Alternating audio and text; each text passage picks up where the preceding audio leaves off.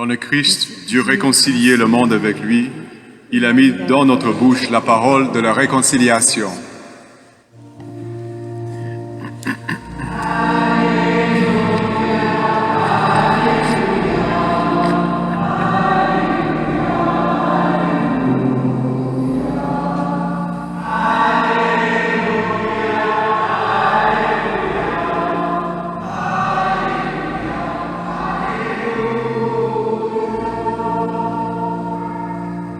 Le Seigneur soit avec vous. Et avec votre esprit. Évangile de Jésus-Christ selon saint Luc.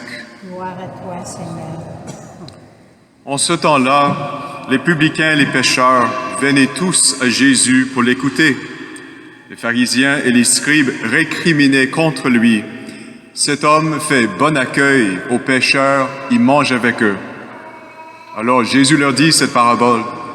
Si l'un de vous a 100 brebis et qu'il en perd une, n'abandonne-t-il pas les 99 autres dans le désert pour aller chercher celle qui est perdue jusqu'à ce qu'il la retrouve? Quand il l'a retrouvée, il la prend sur ses épaules, tout joyeux, et de retour chez lui, il rassemble ses amis et ses voisins pour leur dire « Réjouissez-vous avec moi, car j'ai trouvé cette brebis, celle qui était perdue. » Je vous l'ai dit, c'est ainsi qu'il y aura de la joie dans le ciel pour un seul pécheur qui se convertit, plus que pour 99 justes qui n'ont pas besoin de conversion. Ou encore, si une femme a 10 pièces d'argent et qu'elle en perd une, ne va-t-elle pas allumer une lampe, balayer la maison et chercher avec soin jusqu'à ce qu'elle la retrouve?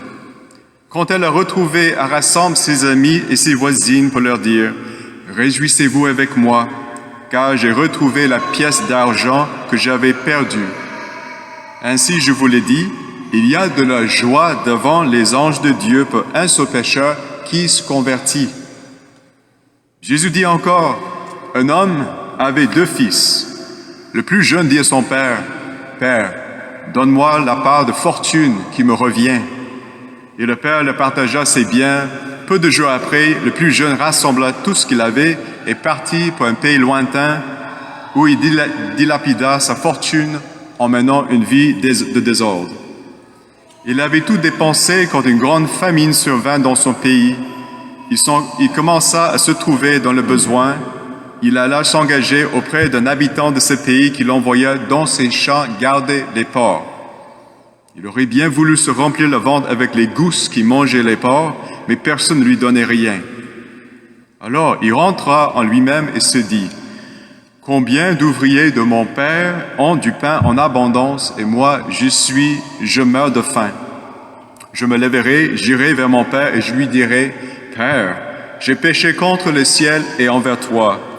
Je ne suis plus digne d'être appelé ton fils. Traite-moi comme l'un de tes ouvriers. » Il se leva et s'en alla vers son père. Comme il était encore loin, son père l'aperçut et fut saisi de compassion. Il courut se jeter à son cou et le couvrit de baisers. Le fils lui dit, « Père, j'ai péché contre le ciel et envers toi. Je ne suis plus digne d'être appelé ton fils. » Mais le père dit à ses serviteurs, « Vite, apportez le plus beau vêtement pour l'habiller. Mettez-lui une bague au doigt et des sandales aux pieds.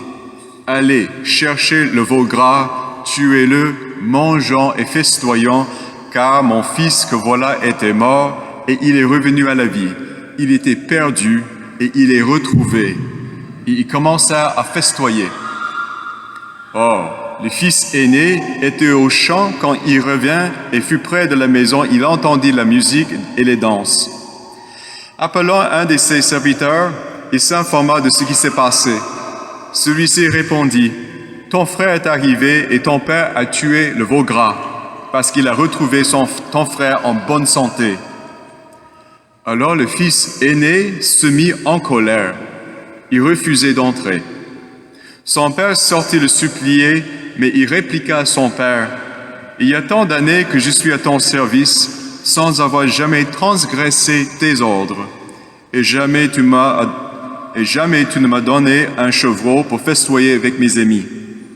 Mais quand ton fils que voilà est revenu après avoir dévoré ton bien avec des prostituées, tu as fait tuer pour lui le veau gras. » Le Père répondit, « Toi, mon enfant, tu es toujours avec moi, et tout ce qui est à moi est à toi. » Il fallait festoyer, se réjouir quand ton frère que voilà était mort, il est revenu à la vie, il était perdu et il est retrouvé. Acclamons la parole de Dieu. Louange à toi, Seigneur Jésus.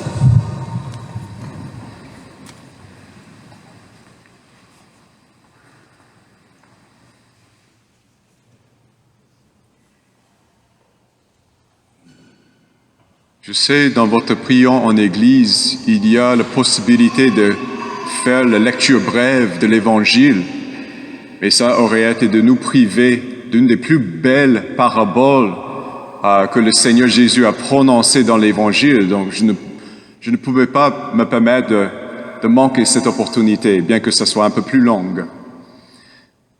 Alors, qu'est-ce qu'on entend dans les 3 lectures? Première chose qu'on peut dire, les veaux sont pour manger et non pas pour adorer.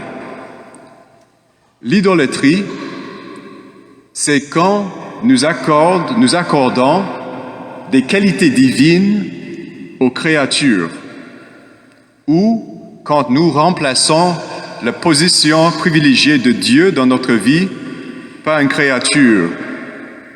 C'est très rare aujourd'hui, au moins dans l'Occident, que des personnes vont se mettre à genoux devant une statue idole, devant un veau d'or. Par contre, il y a beaucoup de personnes qui donnent une quasi-divinité à certaines créatures, soit eux-mêmes, soit leur liberté, la possibilité de faire leur propre vie, leur choix. Peut-être c'est dans le plaisir charnel. Pour autres personnes, c'est l'accumulation des biens, surtout de l'argent.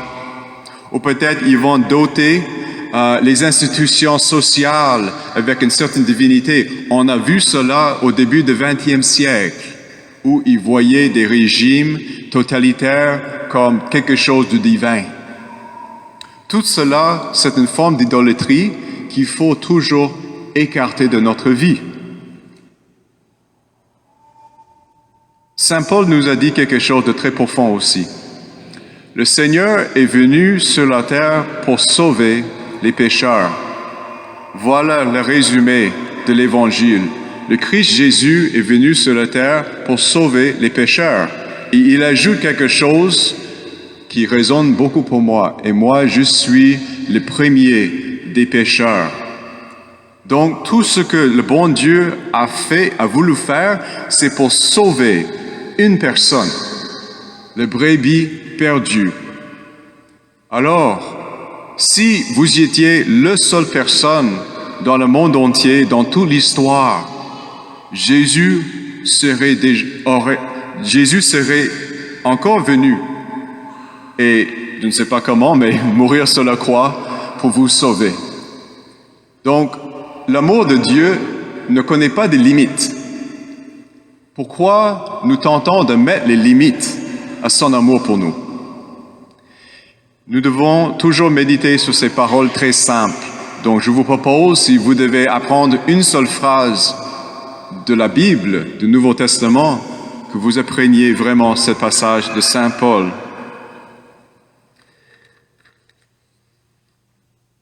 L'Évangile, c'est vraiment quelque chose de remarquable pour moi au moins, parce que le tendresse de ce Père dans la parabole n'est pas toujours une tendresse paternelle qu'on voit dans le quotidien. L'homme a reçu un grand coup de son jeune fils. Il a voulu son héritage de vivant de son père. Donc c'est comme souhaiter la mort de son père pour avoir son héritage. Au moins, Charles, qui a reçu le royaume et la couronne et tout cela, il a bien fait ça en attendant le décès de sa chère mère. Mais ce jeune homme, avec beaucoup de superbe, beaucoup d'arrogance, préférait les biens que celui qui portait le bien. Et nous faisons pareil avec le Seigneur Dieu. Nous préférons la richesse de notre vie jusqu'au point de souhaiter que le bon Dieu soit plus loin dans ma vie, peut-être écarté, il y a des gens qui disent que Dieu est mort, mais il veut avoir une vie terrestre sans le bon Dieu. C'est pas possible. Et donc, le jeune frère, il s'est éloigné, et quand il est revenu, le Père est allé vers lui.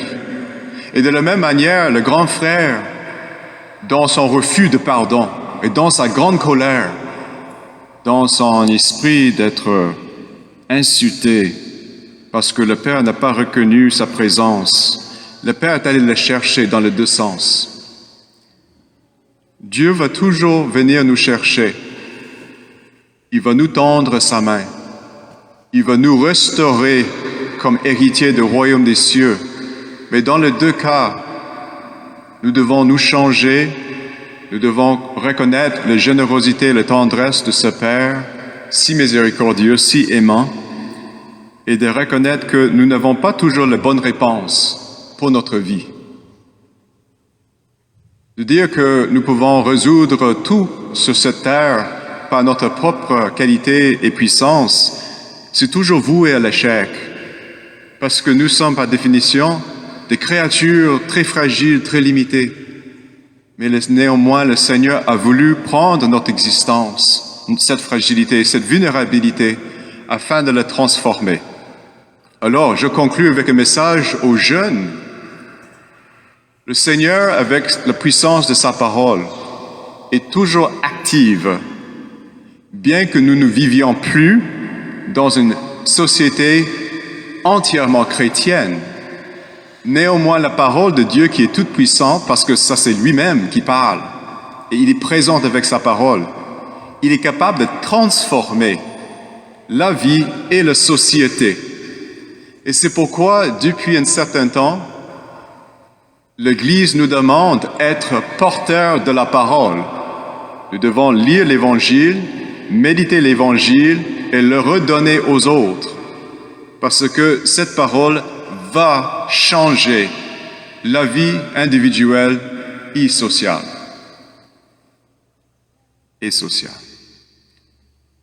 Amen. Amen.